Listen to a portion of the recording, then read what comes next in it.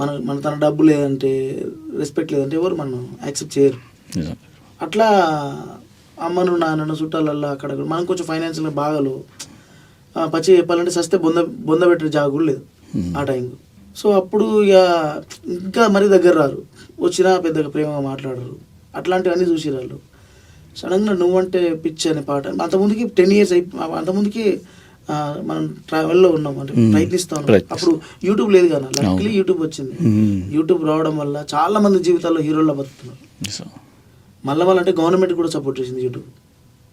ఉద్యోగులు లేకుండా మా కాలంలో మేము బతుకుతామని అంత అంత అంత అంత పని చేసింది. అయితే ఆ నువ్వంటే పిచ్చి అనే పాట సూపర్ సక్సెస్ అవ్వగానే ఎక్కడెక్కడల్లో మమ్మల్ని కలవడం కోసం ఇంటికి వచ్చిపోతారు.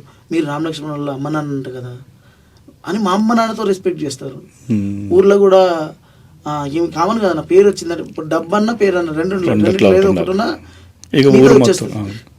పేరు విపరీతంగా వచ్చేసింది కనుక అవసరం ఉన్న వాళ్ళు అడగకముందనే డబ్బులు ఇస్తారు. అమ్మ నాయనకు ఏడమైనా నీకేమయ్యా మీ కొడుకులు రామలక్ష్మణులు అన్న ఇది చూసిర్రు. అప్పటి నుంచి ఇక రాను నేను అనగా సక్సెస్ అయితే వచ్చింది, డబ్బు రాలేదు. ఆ మధ్యలో రిలీజ్ అయినా నేను అల్లాయలకు. ఆ తర్వాత ఆ తృప్తి కూడా మిగిలింది.